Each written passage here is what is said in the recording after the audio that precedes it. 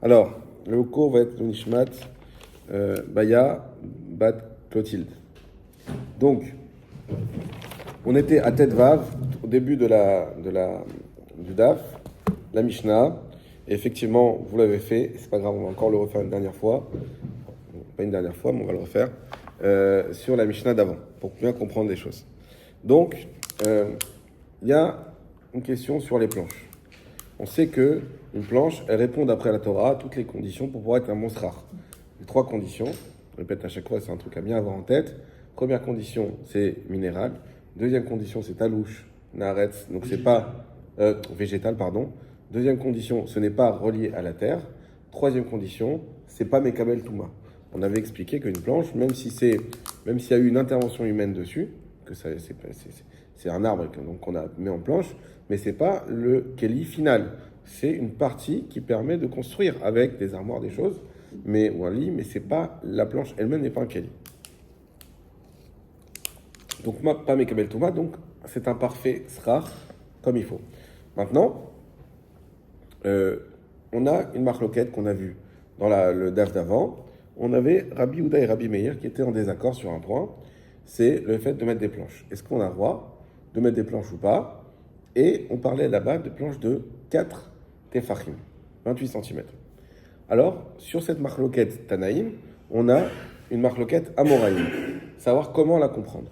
La marloquette Amoraïm est entre Rav et Shmuel. Rav dit la chose suivante, qui est la plus simple à comprendre, c'est que, en réalité, Rabbi Houda, pour lui, les planches sont toujours cachères, peu importe leur taille. Et Rabbi Meir, elles sont cachères que si elles font moins de 4 tefachim. Quelle est la raison de cette marloquette? C'est la Xeratikra. Exactement. C'est quoi Xeratikra? Alors, en réalité, il y a une marloquette sur l'existence même de cette Xera. Est-ce que c'est une Xera qui effectivement a été mise en place pour le Chachamim, ou est-ce que pas du tout? Cette Xera n'existe pas. C'est quoi le principe de cette Xera, la logique de cette Xera? C'est de dire, comme on le sait très bien, on ne peut pas faire une souka sous un toit de maison. Parce que c'est pas un srar kasher, tout simplement. Maintenant, le problème c'est quoi? C'est que les toits de maison étaient faits avec ces planches-là qui font plus de 4 tefachim, des grandes planches, des planches larges. Or, c'est quoi la différence entre une souka qui serait faite avec des planches de 4 fachim et une maison qui est faite avec des planches de 4 fachim? Simplement que la maison, elle est enduite ensuite avec du tit, et ce qui fait que ça fait le toit. Sauf que, quand même, l'un ressemble à l'autre. Et la question, c'est, est-ce que Chachamim, ils ont dit ça ressemble trop, et donc on a interdit de faire la souka avec, même si c'est des planches cachées d'après la Torah.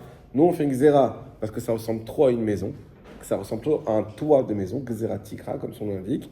Et donc, on interdit des rabanan de faire la souka avec ce srar-là, ou est-ce que non? Ces planches-là, c'est des planches, comme il dit Rabbi Houda, comme il dit Rav, comme il comprend Rabbi Houda, il dit non, c'est des planches, elles sont cachères, ça se voit bien que c'est une souka, que c'est pas une maison. Ne viens pas me rajouter des problèmes. Cette xéra n'existe pas. D'accord? Donc, ça, c'est la marloquette expliquée selon Rav. Très bien. Maintenant, Shmuel, qu'est-ce qu'il dit? Shmuel, il dit pas du tout. Bien sûr que tout le monde est d'accord qu'il y a une xéra tikra. Et en réalité, la Mishnah, quand elle parle dans le cas où il y a plus que 4, tout le monde est d'accord que c'est assour de faire son srar comme ça. Il n'y a aucune marloquette, même Rabbi Yehuda, évidemment, que cette xéra existe, on la connaît, que c'est xéra tikra, justement, elle a même un nom, c'est pas une invention, et donc même Rabbi Yehuda est d'accord avec cette xéra. Ah, alors c'est quoi la marloquette dans la Mishnah? La marloquette, c'est qu'on a des planches en dessous de 4, et on précise plus de 3. En dessous de 3, c'est sûr, d'après tout le monde, que ça s'appelle juste des tasseaux. Ce sont des tasseaux, et ça, bien sûr qu'il faut bien qu'on puisse faire quelque chose. Donc ça, il n'y a pas de problème. Par contre, entre 3 et 4, alors là, il y a une marloquette.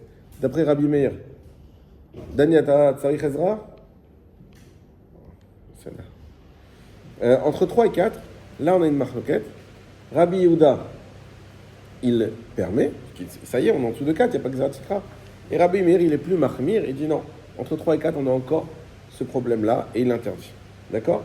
Donc on a ces 2 divergences d'opinion entre Rav et Shmuel sur la marloquette entre Rabbi Houda et Rabbi Meir, et ça, on va devoir l'avoir en tête quand on va faire cette Mishnah qu'on va attaquer tout de suite. Donc, la Mishnah. Tikra, Sheen, Alea, Maziva. un toit sur lequel il n'y a pas d'enduit. Alors, on va voir que ça ressemble fortement au cas d'avant. C'est-à-dire que là, on a fait une maison. On construit notre maison. Donc, pas une souka, une maison. Sauf que, pendant qu'on l'a construit, on est en cours de construction. Et à ce moment-là, on dit, tu sais quoi? Là, il ne nous manque plus qu'à mettre la maziva, l'enduit pour finir le toit. Viens, là, il y a Soukot qui arrive dans 2 semaines. On le fera plus tard. Comme ça, on utilise la pièce qui était une maison, qui est destinée à être une maison, qui n'est pas finie. On l'utilise en tant que souka. Et on fait une pierre deux coups. Voilà. Donc, on n'a plus besoin de construire une souka, elle est déjà prête. Et comme ça, on a fait ce toit. Alors, est-ce que ça marche ou est-ce que ça ne marche pas? Rabbi Yehuda Omer, Rabbi Yehuda nous dit, Bet Shammai Omrim. Alors, juste avant de continuer, ça veut dire quoi? Rabbi Yehuda nous dit que Bet Shammai nous dit. Ça veut dire que d'après Rabbi Yehuda, c'est une marloquette. Bet Shammai, Bet Hillel. C'est l'avis de Rabbi Yehuda. Gardez-le en tête, c'est pas l'avis de tout le monde. L'avis de Rabbi Yehuda, c'est de dire, cette question-là, en réalité, est une question qui a déjà été traitée. D'ailleurs, si vous avez soif, il y a des boissons fraîches qu'il a ramenées Dani, n'hésitez pas. C'est une question qui a déjà été traitée à l'époque par les tout premiers Tanaïm qui sont Bet Shammai et Bet Hillel. Et alors, qu'est-ce qu'ils ont dit? Bet Shammai Omrim, Bepakpek, Venotel, Achat, Mibentaim. Bet Shammai, il a dit, oui, ce toit-là, il peut être kasher, ce toit de maison, mais il faut 2 conditions. Mepakpek, il va secouer les planches, qui va les enlever et les remettre en fait. Venotel, Achat, Mibentaim, et il faut qu'il enlève une planche sur 2.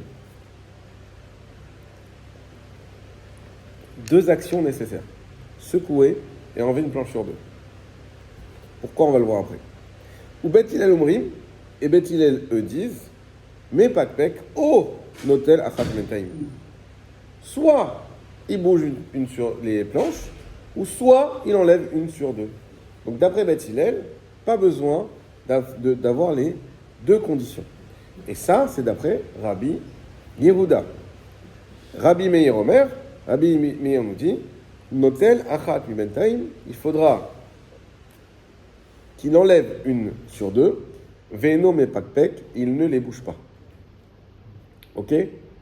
Donc, Rabbi Yehuda avec Bet Shammai et Bet Hillel, Rabbi Meir, résonance sur la marloquette qu'on avait vue avant, entre Bet Shammai et entre Rabbi Yehuda et Rabbi Meir, et Rav et Shmuel sur la question des planches. Ok? On avance. Gemara. Bishlama Bet Hillel.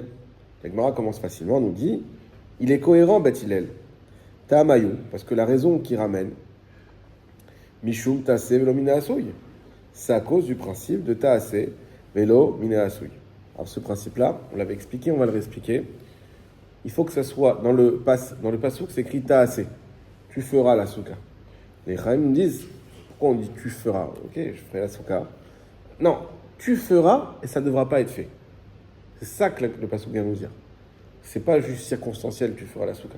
C'est toi qui dois faire la souka et la souka d'elle-même ne doit pas être faite. Et on avait expliqué ce principe de la manière suivante. Quand tu fais le srar, il faut que tu aies une action sur le srar, les shem mitzvah, en faisant une action qui soit pour la mitzvah. Mais il faut qu'il y ait une action. Et l'exemple qu'on avait donné déjà, pour prendre un autre exemple que celui qu'on va voir ici, c'est par exemple s'il y a du lierre qui monte sur ma souka, une souka que je laisse toute l'année, et il y a du lierre qui monte dessus, et ce lien-là, c'est lui qui fait le srar. Le problème, c'est quoi? C'est qu'il il est encore relié au sol, le lierre. Donc il est pas saoul en tant que srar. Et moi, qu'est-ce que je fais? Moi, je dis, c'est très simple. Je vais couper à la racine. Je coupe à la racine, et c'est bon, sera kasher. La Gemara nous dit non, souka psoula. Minatora psoula, même pas des rabbanan. Ah bon? J'ai un srar kasher d'après tous les points de vue. Oui, il est kasher de par sa nature, mais il y a un problème, c'est que celui-là, ça c'est Easouï. C'est un srar qui a été fait de lui-même. C'est-à-dire qu'il est d'abord devenu un srar, et après tu as eu une action de couper. En ayant cette action de couper, ça s'appelle que tu n'as pas fait un srar, c'est le srar qui s'est fait tout seul de lui-même, et on avait expliqué, c'est-à-dire qu'il n'y a pas eu d'intention de mitzvah dessus. Les chachamim veulent bien, tout le principe de la souka, on l'avait expliqué également, que c'est un problème de ce qu'on appelle nikar.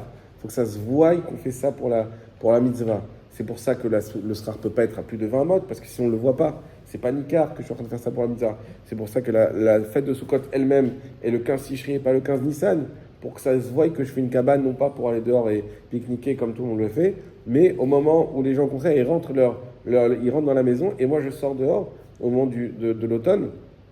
Et on a vu qu'effectivement, il pouvait pleuvoir à Sukkot cette année, chose qui n'était pas forcément probable en général. Et oui, je sors dehors au moment où la pluie elle arrive et je construis. Mais c'est bizarre, tu t'investis sur quoi? Ah, c'est la mitzvah de Souka.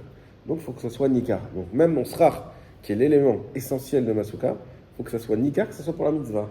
Et comment c'est? C'est les Shem mitzvah. Quand je le mets d'ailleurs, c'est un grand route quand on construit la Souka. Généralement, il y a des gens qui viennent aider tout. C'est bien de pouvoir chacun participer un peu à la mise en place du srach. Parce que c'est la mitzvah, c'est ça qui va donner la kdusha, la sainteté à cette cabane qui, juste avant, n'est qu'une cabane. Elle devient une souka, et souka, ça vient de sracha. On l'a vu avec on fait le lien aussi avec la paracha. Ça, c'est autre chose. On avait vu avec la paracha de la semaine, de cette semaine-là, l'Ech Lecha, on appelle Sarah Iska. Sarah s'appelle Iska. Alors en fait, c'est dans la fin de Noach, quand on présente Abraham, on dit Sarah elle s'appelle Iska. Rachid dit mais pourquoi c'est quoi Iska? Pourquoi elle s'appelle Sarah? Pourquoi elle s'appelle Iska? Sarah, c'est Serara, c'est-à-dire c'était une princesse. Sarah était de famille royale. Et Iska, c'est quoi? C'est Sochechera. C'est qu'elle était couverte, comme un srach qui couvre.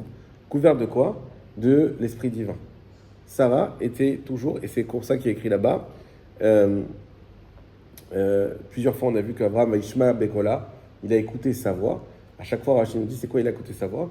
Il a écouté sa névoie. Il a écouté sa prophétie. Chaque fois que Sarah parlait, c'était une prophétie. Elle était constamment habitée par l'esprit divin. Incroyable.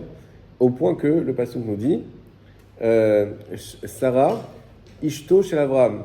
Et là-bas, il dit mais on sait très bien que c'est la femme d'Abraham. Sarai, pardon, c'est écrit. Vous savez que Sarai et Abraham qui étaient appelés comme ça au début, aujourd'hui, la Gemara nous dit on ne doit plus les appeler comme ça. On appelle Abraham et Sarah toujours. Pas comme Yaakov, qui lui s'appelle Israël, et qu'on continue à appeler Yaakov. Donc on appelle Sarah Abraham. Donc Sarah et Abraham, Sarah et Abraham, il est écrit que Ishto. Pourquoi Ishto? Pourquoi sa femme? Pour dire que elle était soumise à lui en ce qui concernait la direction, le pouvoir de décision. Pourquoi? Parce que lui c'était Avamon Goïm. Et donc c'était Abraham qui décidait. Mais elle était soumise à lui dans la direction, mais lui était soumis dans la névoie. Et Sarah était d'un niveau au-dessus dans la névoie, exactement pour ça. Parce qu'il sera rare, et c'est pour ça qu'on l'appelait Iska. Donc le srach, qui est cette couverture qu'on met dans le toit, c'est l'élément essentiel. Sicha yeshio vakasha pachot. Et donc le srach, c'est cette sainteté qu'on vient mettre sur la souka qui la rend sainte. Donc, on comprend encore une fois, pour revenir dans la Gemara, Hillel. Qu'est-ce qu'il nous a dit Hillel? Il faut que la Torah. Dani bevakasha.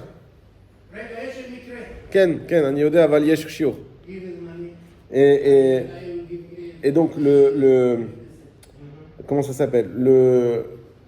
Beth Hillel nous dit quoi? Comme il faut que ça tasse une souka. Quand toi, tu as fait ce toit-là, c'était quoi ton intention? Faire une maison, pas une souka. Donc ta souka, elle n'est pas cachère à ce moment-là. Même si tes planches, elles sont cachères. Par contre, si tu prends et tu bouges chaque planche, c'est exactement ce qu'on avait dit avec le lierre.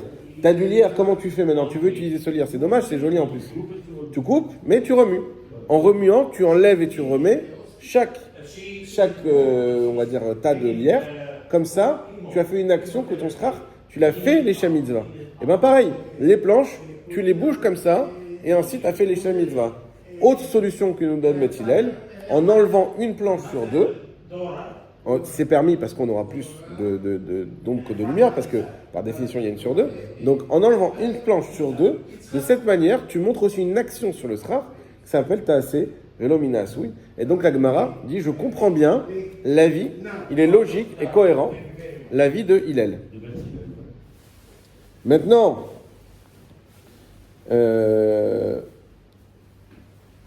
Imepakpek. סליחה, משהו חשוב. אישה שלו חולה מאוד מאוד, הוא תרם לבית כנסת, אתה רואה? תרומה. כן. הוא רוצה ברכה לרפואה שלה, תעשה לה. בבקשה, תעשה לו. מי שברך עם אותו שרה יקח אליה, הוא אני אגיד לך את יברך השמות. את האישה הצנועה. פולינה מונדרי, בת דורה, פולינה מונדרה, בת דורה ויצחק. ויצחק. רפואה הקדוש ברוך הוא ישלח לה רפואה שלמה. ונראה לפניה בזכות, תמיד אמן בזכות כל הרבנים. וכן יהי רצון ונאמר אמן. ככה לרב. תודה בבקשה, בבקשה. Thank you very much. I give this for... Ok, so, on continue. Thank you so much. Thank you very much. Donc Beth Hillel, qu'est-ce qu'il nous a dit? Beth Hillel nous a dit, ainsi, de cette manière, on fait Taseh Velo Minasui. On continue. Inotel Achat Miventaim Avad, Bamaase, donc s'il enlève une sur deux, il a fait un massé. Et on a, non, pardon, I Mipakpek Avid les massé, s'il bouge, il a fait un massé. Inotel Achat Miventaim Avad massé, et s'il bouge une sur deux, il a fait aussi un massé. Jusque-là, c'est clair? Très bien. Bet Shammai, Matai Mayu. Donc la Gemara, elle pose une question, elle dit, mais non, Bet Shammai, c'est quoi sa raison? Pourquoi il nous dit et? I Mishum Taseh Velo Minasui. Si c'est Taseh Velo Minasui, bah Chada Sagi, ça suffit, une seule action. Pourquoi les deux? I Mishum Gzeratikra. Alors là, c'est pour ça que je vous disais, il y a une résonance sur la Mishnah d'avant. Ah non, peut-être que Bet Shammai, ça n'a rien à voir avec Taseh Velo Minasui. C'est un autre problème, c'est Gzeratikra, rappelez-vous. Là, on a dit que c'était un toit de base de maison. Bah, c'est sûr que c'est des grandes planches. Donc, qu'est-ce que nous dit Bet Shammai? Il y a Gzeratikra, il faut enlever, on peut pas laisser comme ça. Benotel Acham Bataim Sagi, il dit, ok, mais même si c'est Gzeratikra, et alors, secouer, on va dire que quand même, ça sera pour Taseh Velo Minasui, secouer, d'accord. Mais alors lui, il dit non, mais en plus, j'ai un deuxième problème. C'est Gzeratikra. Donc, j'enlève une sur deux. Il dit, mais enlever une sur deux, est-ce que ça va suffire à régler ce problème de Gzeratikra? Réponse, Léola Mishum Gzeratikra. Excusez-moi, j'ai mal dit. C'est pas, j'avais mal ponctué d'ailleurs dans ma bras. I Mishum Gzeratikra, mais Hotel Acham Betaim Sagi, point. Pas point d'interrogation. Ça suffit. Et Rachid l'explique comme ça. En fait, si j'enlève une sur deux, nous de base, on dit, bah, si tu enlèves une sur deux, tu auras quand même des planches de 4. T'as pas résolu le problème. Rachid nous dit non. Comment il faut comprendre? En fait, qu'est-ce qu'il fait quand on dit il enlève une sur deux? C'est pas Davka une sur deux, c'est qu'il enlève les planches du milieu et il laisse les planches uniquement qui sont sur le côté à 4 amotes. Donc le fait qu'il laisse les planches, on sait que tout ce qui est à 4 amotes, les premiers 4 amotes du toit, peuvent être assimilés au mur. Ce qu'on appelle le Dofen Akuma. Donc c'est un mur qui est tordu comme ça. Donc même si il y a des fois ces questions-là, c'est chez l'autre, j'ai une souka avec un toit en ciment on va dire que je suis sur le toit de l'immeuble. Il y a un toit en ciment comme ça, et moi je vais utiliser ce côté du mur et ce toit et mettre mon srach ici. Dire oui, mais il y aurait une partie de ton srach ici qui est pas cachère. Eh ben si là il y a moins de 4 amotes, c'est considéré non pas comme le toit mais du mur qui tourne, et donc ton srach est cachère, tout est cachère, même en dessous, tout est cachère. D'accord? Si c'est plus de 4 amotes, non. Ça devient du toit, pas cachère. Et là, il faut voir si c'est le srach, il est valable de l'autre côté. Maintenant, qu'est-ce que nous dit la Gemara? Nous dit Rashi, pardon. Quand on dit il faut enlever une sur deux pour Bet Shammai, ça veut dire quoi? En fait, tu vas enlever celles qui sont au milieu, tu les enlèves complètement, et tu vas laisser celles qui sont sur le côté de 4 amotes de ce côté, 4 amotes de ce côté. Ah, il y a un problème de Gzeratikra. Il n'y a pas de Gzeratikra parce que c'est le mur. C'est pas le toit, c'est pas le srach. Et ensuite, ici au milieu, il faut qu'on aura au moins 7 sur 7 pour avoir la taille minimale d'une souka. Et là, tu remplis avec du srach normal, et c'est bon, c'est cachère. Et c'est ça que nous dit Bet Shammai. En fait, t'as enlevé tout le toit, quoi. Pour Bet Shammai. Alors, ça dépend de la taille du truc. Ça dépend de la taille. Et quand il disait une sur deux, ça veut dire que tu enlèves celle du milieu. On va dire que c'est pas écrit comme ça quand on lit dans la Gemara. Et Rashi, c'est la seule explication qu'il trouve pour que ça puisse coller à Gzeratikra. Au milieu, on enlève toutes les planches, en fait. Oui, de manière, toutes les blanches, sauf celles qui sont sur le côté à 4 amotes. 4 amotes, c'est déjà 2 mètres.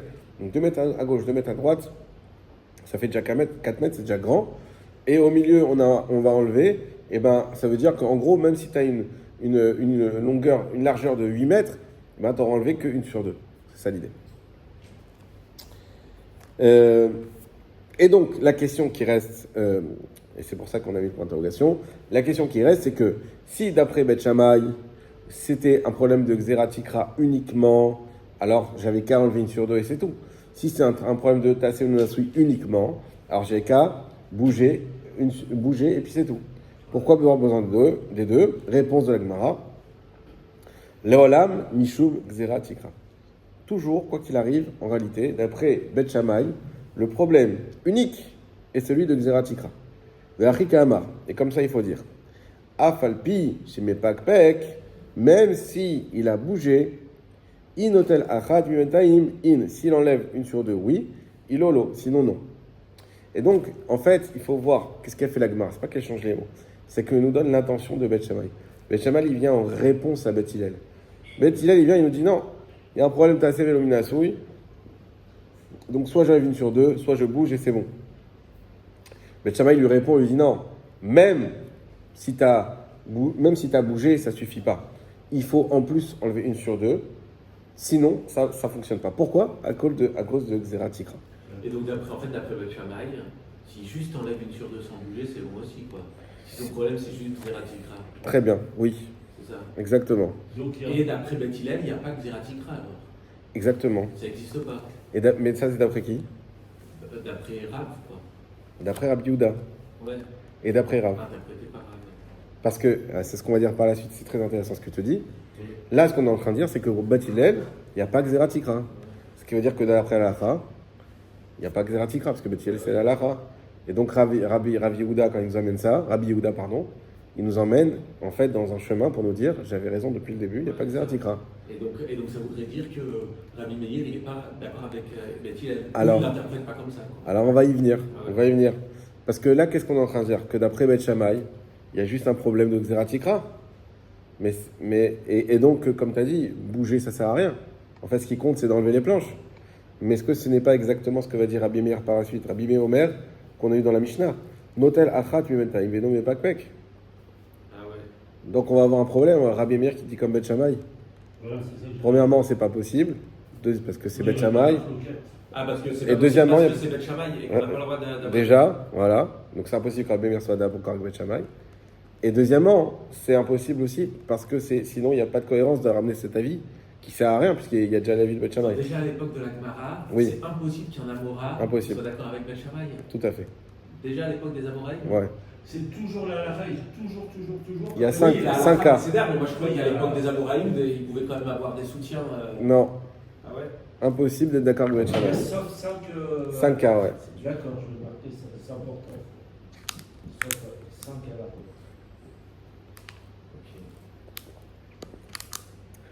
Alors pourquoi Al-Khed toujours d'accord avec Beth Hillel, vous savez? Parce qu'il est Il est gentil. plus calme, Non, plus léger. non, c'est beaucoup plus technique. C'est parce qu'ils étaient plus nombreux, Ah, tout simplement. c'est vrai. La seule fois où ils n'ont pas été plus nombreux, c'est dans ces 5 cas-là. Je me rappelle plus, la Gemara raconte, il y avait une histoire. C'était c'est pas une histoire de grenier là, je sais pas. Je me rappelle plus. Il y avait une histoire, ils n'étaient pas là. Ouais, ouais. Et Beth Shammai, ils ont profité. Ils sont réunis dans un grenier. Je sais Ils pas ont quoi. profité de ça pour faire passer des halachot à ce moment-là. Ah ouais. C'est comme les décrets aujourd'hui. C'est juste à cause de ça. C'est vrai que la raille est au. Alors, ça, c'est le pshat. Après, évidemment, on va chercher pourquoi Hachem il a fait que ça se passe comme ça, etc. Non, il faut connaître. C'est-à-dire que, historiquement, c'est ça. Après, pourquoi Hachem a fait ça? Pourquoi? Et les Chaim, ils expliquent que Beth Shammai, comme Beth Hillel, il est plus adapté à notre temps à nous, et que Beth Shammai sera adapté au temps de Mashiach, etc., que la sera comme lui plus tard. Et comme on dit, Elo Velo divrei Elohim Chaim, mais il faut savoir que c'est tout simplement un problème numérique. Donc, Beth Hillel, en résumé, il n'y a pas de Xeratikra. Exactement. Donc ça, on a compris. Donc on a expliqué Beth Shammai et Beth Hillel, reste à expliquer Rabbi Meir. Ilolo. Iachi, la Gemara dit ici, c'est ainsi exactement le même raisonnement que Mordechai. Sefa, Rabbi Meir, Omer, Notel, Achat, Mimentaim, Avalo, Yepakpek. À la fin, quand on dit que Rabbi Meir nous dit qu'on enlève une sur deux, mais on ne bouge pas, on n'a pas besoin de bouger, Rabbi Meir, et nous Beth Shammai. Rabbi Meir se retrouve à être comme Beth Shammai. Ah ouais, c'est pas possible. Et alors, les deux raisons que je vous ai données avant. Donc ça marche pas. Ari Kamar, la Gemara va dire comme ça il faut dire. Lo nichleku Beth Shammai ou Beth Hillel bada varze. Mais d'après Rabbi Meir, qui a dit qu'il y avait cette marloquette? Rabbi Yehuda. Mais Rabbi Meir n'est pas du tout d'accord avec Rabbi Yehuda. Pour lui, Rabbi Meir, Bet Shammai et Bet Hillel n'ont jamais parlé de ce sujet-là. Toi, tu veux dire qu'ils ont parlé? Pas du tout. Ils n'ont jamais parlé. C'est un sujet qu'ils n'ont pas évoqué. Donc De quoi Xeratikra. Non, la marloquette qui est ramenée ici, Ouais. c'est pour Rabbi Meir, invention pure de Rabbi Yehuda. Rabbi Yehuda, il a quand même pas inventé. Mauvaise transcription, mauvaise compréhension, voilà, tourne-le comme tu veux. Lui, il dit, non, bah, souvent on a des braïtotes comme ça. Est-ce que, mais rappelle-toi déjà, juste avant, qu'est-ce qu'on a dit? Est-ce qu'il y a Xeratika ou est-ce qu'il n'y a pas Xeratikra? Nous, dans notre simplicité d'esprit, on se dit, je ne comprends pas, vous n'étiez pas là, est-ce qu'il y a ou il n'y a pas? C'est pas. Comment on peut avoir une marloquette? Oui, mais c'est des transmissions. Il n'y a pas d'écriture, c'est tout à l'oral, c'est depuis Moshe Rabbeinu, la plupart des xérotes. Donc, il y en a qui disent non, chacun avait son école de pensée, son rave, son admour, comme vous voulez, son rabbi, et chacun est arrivé, il dit non, mais moi, mon rabbi, il m'a dit, il n'a jamais parlé de Sexera. Et tu as quelqu'un, aujourd'hui, on voit encore ça. Des fois, tu as des gens qui arrivent et disent, il faut faire comme ci et comme ça. Attends, nous, au Maroc, on n'a jamais fait ça.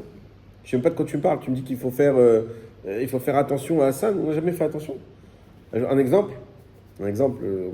Est-ce qu'on doit dire Baruch Hu Baruch Shemo à une bracha sur laquelle on se fait acquitter? Par exemple, on fait le Geffen, on fait le Kiddush. Vous avez dû entendre souvent, attention, on ne répond pas à Baruch Hu Baruch Shemo. Pourquoi? Parce que ça peut faire un F sec.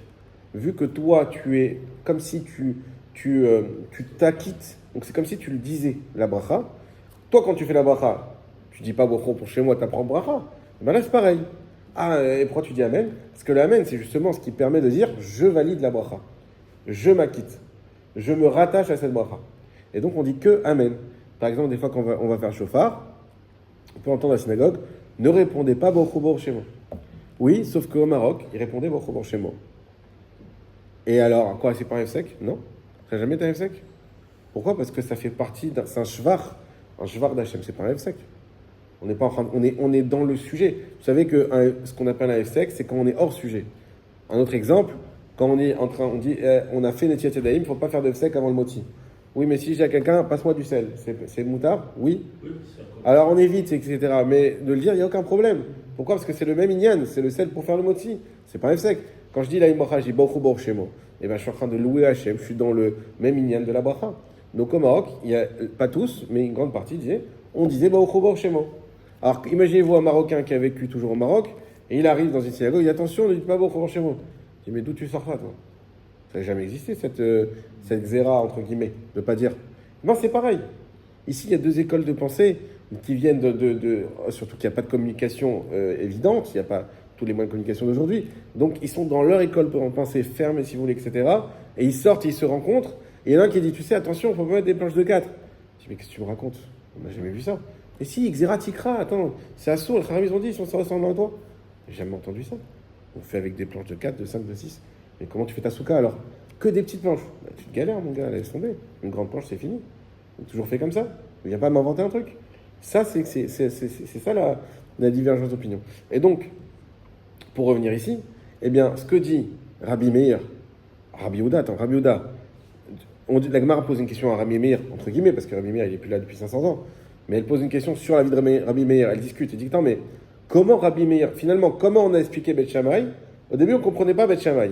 Et on l'a expliqué en disant que son problème, c'est Xéra Tikra.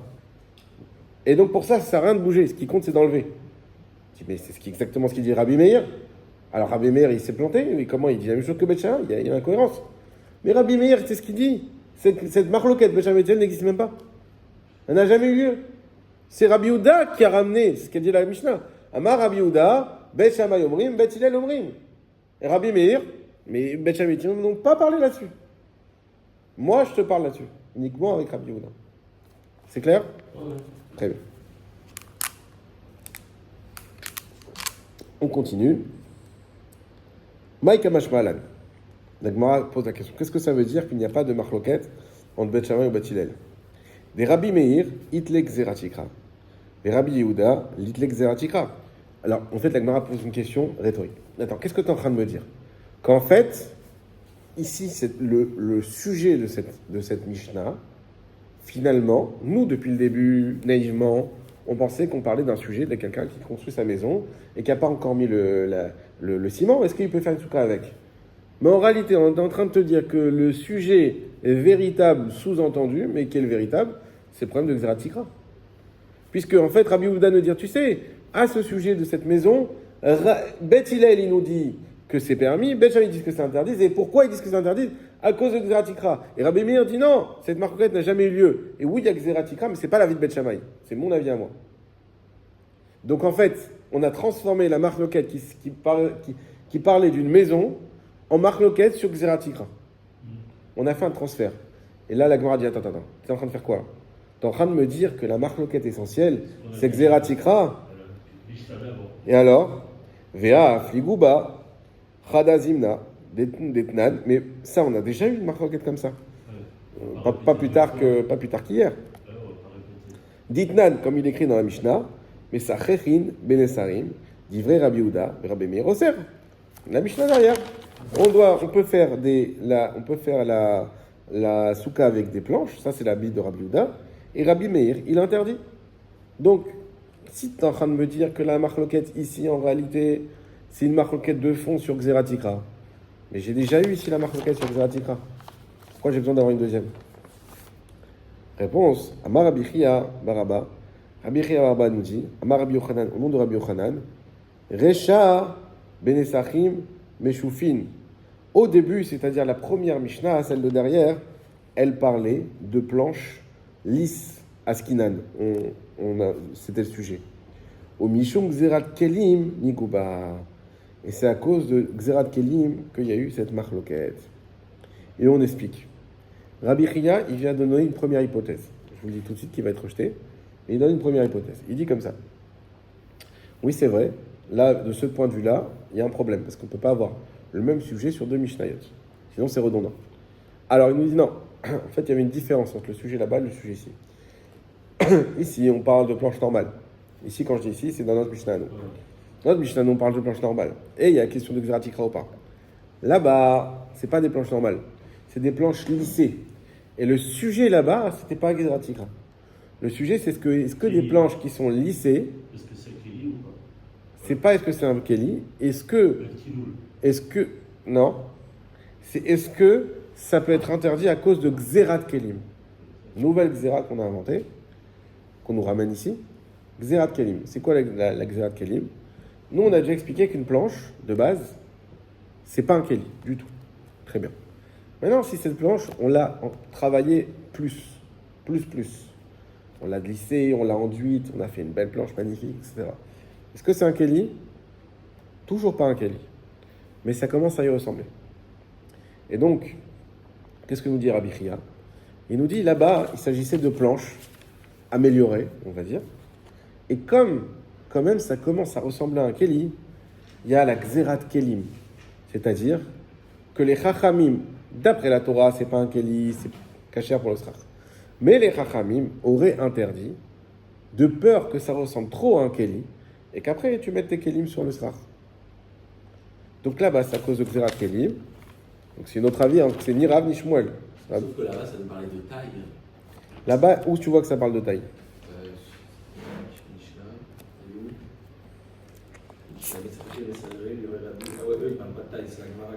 Après, à la fin de la Mishnah, on parle de taille, mais comme là, je ne suis pas revenu sur toute la Gemara va expliquer que c'est encore autre chose. C'est la question, est-ce qu'on peut dormir en dessous? Et ça, c'est pour la fin, c'est... Attends 2 secondes. Alors, juste, on n'en y est pas encore, mais on va y arriver. Lorsque c'est Arva, Tvachim, Kshera, ou Bilba, Shelo Yishan Tartar. C'est cachère, mais il ne faut pas dormir en dessous. C'est encore un autre sujet que la Gemara va développer.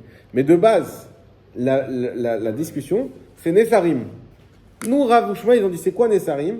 C'est quoi la définition d'une planche? C'est 4 Fachim, et on est rentré là-dedans. Là, Rabbi Chia part sur une autre piste. Mais tu vois bien qu'on arrive, on a un nœud, on a un problème. Donc là, c'est ça qui est intéressant dans la Gemara, c'est que la Gemara, c'est le meilleur exercice pour faire face au problème de la vie. Il y a un problème, pas de panique, on cherche des solutions et on n'a pas peur de se tromper. On émet des hypothèses. Il faut remettre en cause ce qu'on fait depuis 2 ans, c'est pas grave. On remet en cause. C'est une remise en cause, c'est pourquoi? Parce qu'il n'y a pas de Gava.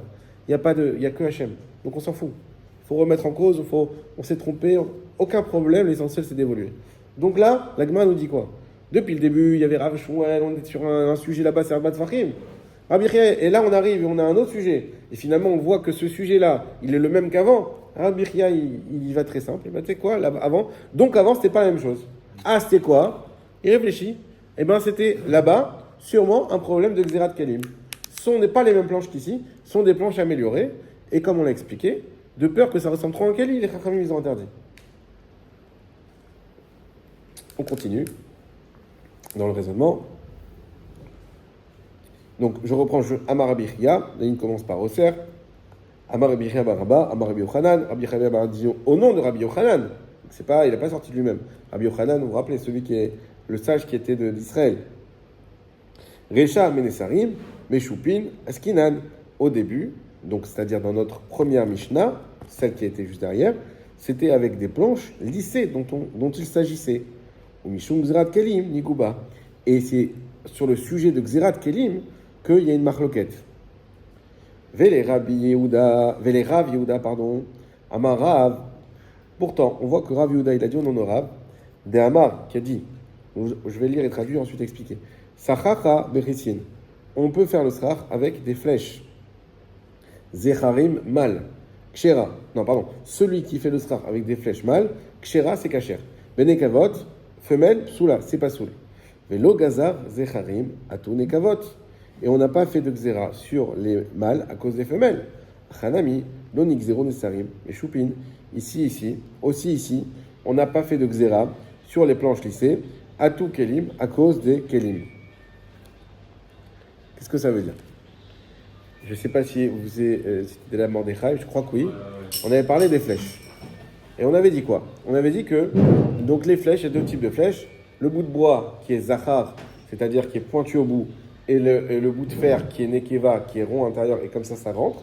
Ou à l'inverse, le bout de bois qui est creux, et donc qui est nekeva, et la flèche qui rentre, et qui est zachar, et comme ça on assemble les deux.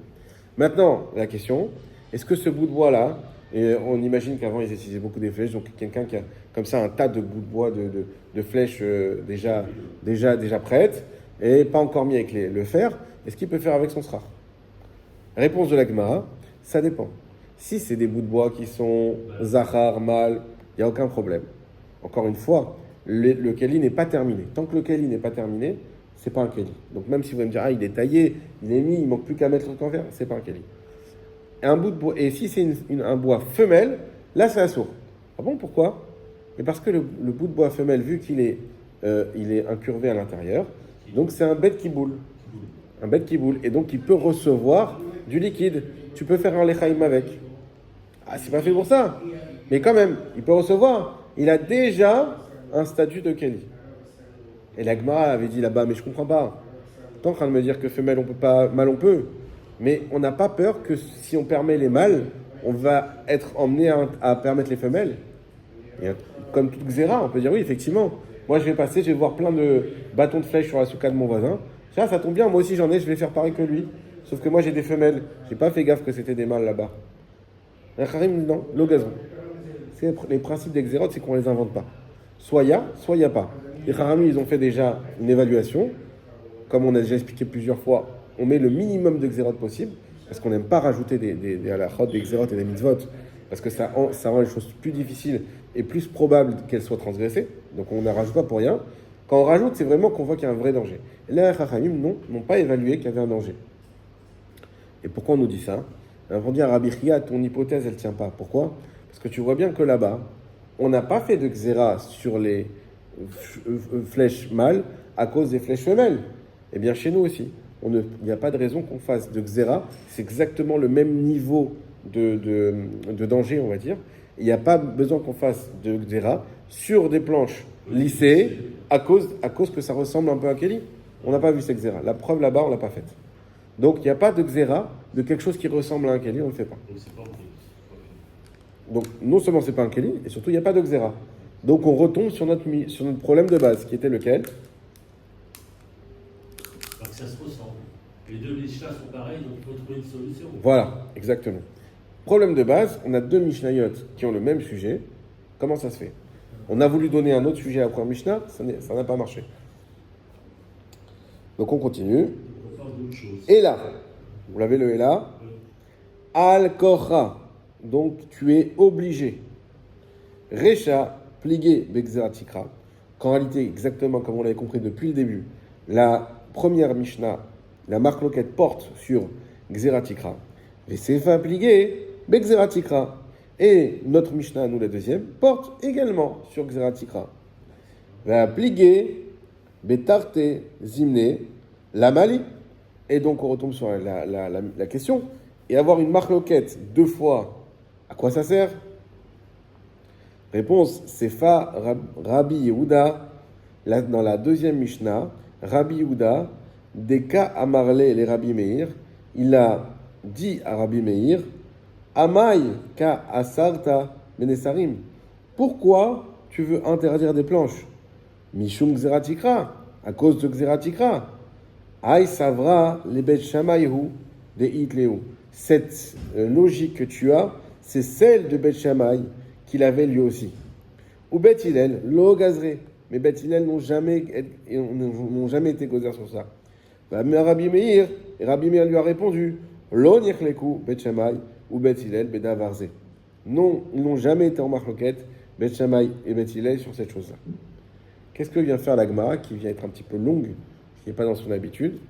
Elle vient nous dire, en fait, effectivement, c'est le même sujet, mais pourquoi ça ne nous pose pas de problème? Parce qu'il y a un nouvel argument. C'est un peu comme dans les procès. Vous savez, dans les procès, les parties doivent présenter leur argumentaire à la partie adverse avant le procès, pour que chacun puisse avoir de quoi répondre à l'autre. On n'a pas le droit en cours de procès de ramener une preuve nouvelle et un argument nouveau. Si on ramène, parce qu'il y a eu quelque chose qu'on ne savait pas avant, alors on est obligé de reporter le procès. Eh bien, ça devient un nouveau procès. Eh bien, c'est pareil ici. On avait un débat, sauf que le premier débat dans la première Mishnah, effectivement, c'était juste sur le sujet du débat, mais la deuxième Mishnah vient en tant qu'argumentaire de la première Mishnah. Elle n'est pas redondante, elle est redondante sur le sujet, mais pas redondante dans les preuves qu'elle ramène. Et donc Rabbi Yehuda vient avec un nouvel argument et vient dire, mais attends, comment tu peux être, ne serait-ce qu'en marloquette avec moi, alors que ce que je suis en train de dire, c'est Bet Hillel. Tu peux pas être en marloquette avec moi. Lui répond Rabbi Meir, mais cette marloquette que tu désignes entre Bet Hillel et Bet Shammai, moi j'ai jamais reçu qu'elle existait. On ne la connaît pas cette marloquette. Donc même sur Rabbi Yehuda... Mais alors ça veut dire quoi? Ça veut dire qu'il ne connaît pas cette Mishnah, ou alors la question elle est toujours là, et il faut encore du coup trouver comment Rabbi Meir il explique cette Mishnah. Rabbi Meir, à son époque, il n'y a pas encore de Mishnah. Oui, donc c'est lui qui... ce débat-là, dans la oui. Mishnah, il ne la connaît pas. C'est ça qu'il lui répond? Lui dit, cette marloquette, Bet Shammai, Bet Hillel, moi je ne la connais pas. Je la connais pas. Okay. Elle existe. Je ne connais pas ce débat-là. Je ne connais pas ce débat. Okay. Ce débat, la première fois qu'il y a eu lieu, officiellement, c'est entre toi et moi, uniquement. Il n'y a pas à me ramener des débats antérieurs. J'avais entendu parler de ça. Il n'y a jamais eu ça. D'accord. Tout le monde était depuis toujours d'accord avec moi. C'est toi maintenant qui viens me ramener il n'y a pas que Xeratikra, tu viens m'inventer qu'il n'y a pas que Xeratikra. Tout le monde sait qu'il y a que Xeratikra. C'est la première fois qu'on en parle. Et lui dit, non, regarde, Bet Hillel aussi. Il avait ce débat avec Bet Shammai pour lui aussi. Sinon, ils n'ont jamais eu ce débat. Bon, on finira la semaine prochaine.